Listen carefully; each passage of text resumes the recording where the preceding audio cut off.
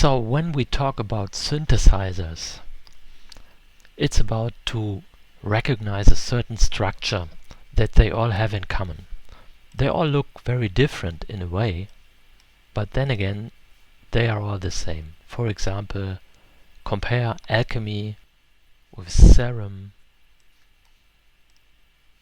or Native Instruments Massive, or use Logic's ES2. So they seem to look all very different, but they all have the same structure. They have the sound generating part on the left side, then they have a filter part, and then they have an amplifier part.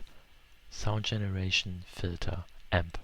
Sound generation, filter, amp.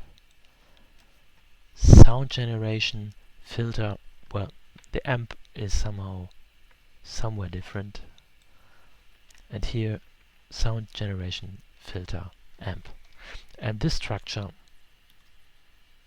can be seen in this little graph that I made for my German Logic book. And here you can see what can be set in each part typically. In the sound generation part, you choose the waveform, you mix them together, you tune them, and you have more options like sync. And if you use synthesizers with different methods, the oscillator part is different. In the filter part, you choose the filter type, you switch the cutoff frequency and tweak it, and you have a resonance parameter. In the amp part, you have level and pan. If you go to Ableton Live, it's the same, but it's a little bit different to work with. For example, here analog has oscillator, filter, amp, but the details in the middle show up depending on what you select. And here's a global section that has more different parameters.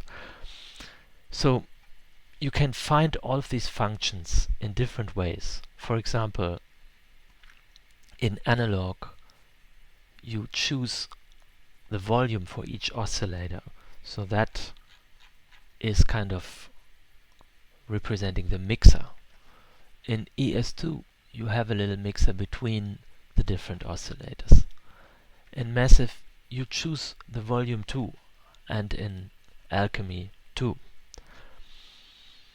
So there's a different additional part with those synthesizers, and that's the modulation sources. Envelope, velocity, LFO, key, step sequencer or ARP. These don't make sound at first.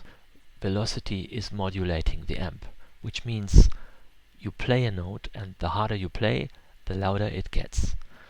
That seems normal to us, but this has to be programmed within the synth. The synth has to react on the volume. That can be seen in different synths in different ways. For example, here in Alchemy, you click on the master button, and then here you see all the modulation sources. You will find this in every synth somehow. Then the most important thing, maybe the most important modulation source, is the ADSR envelope. This envelope shapes the volume and may shape other things. So let's play a note.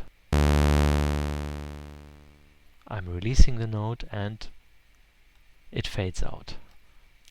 So with these knobs, hold is not so common, but with attack, decay, sustain, release, I can shape the sound. For example, if I turn down sustain and release,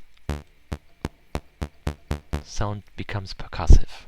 Attack, decay and release, they're all controlling time. Attack controls how fast we have full volume after playing a note. Decay sets the time that it takes to reach the sustain level.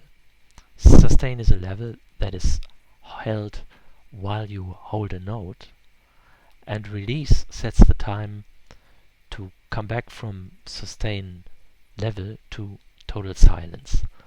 Which of course means that if sustain is fully up, then it doesn't really matter how long it takes to get from fully up to fully up. So decay is meaningless. If sustain is at 0, then decay means a lot.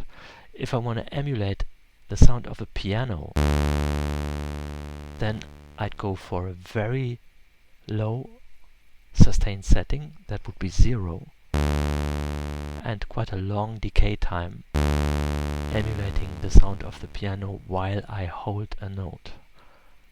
If I want to emulate an organ, then I turn up the sustain. That means if I hold the note, the sound is held as long as I hold the note. So you can see this as an extra graphics here, which means this is where you hit the key and this is where you release it.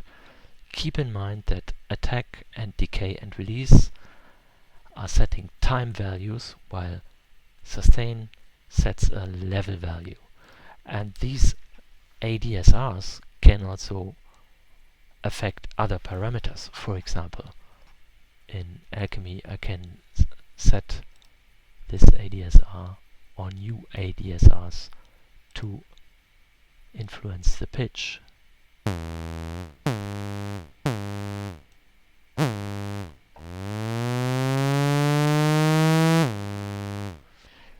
So an envelope usually runs through the whole cycle only once. So to have some cycling and repeating modulation, it is common to use an LFO, which is an oscillator with a frequency that is not audible. And this is what happens if I modulate the tuning. If I make the LFO a bit faster and turn down the intensity,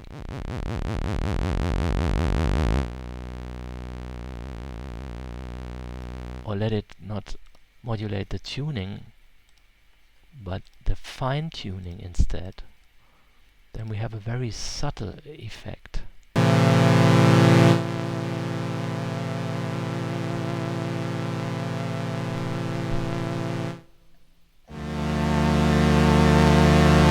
Which may emulate the sound of old synths.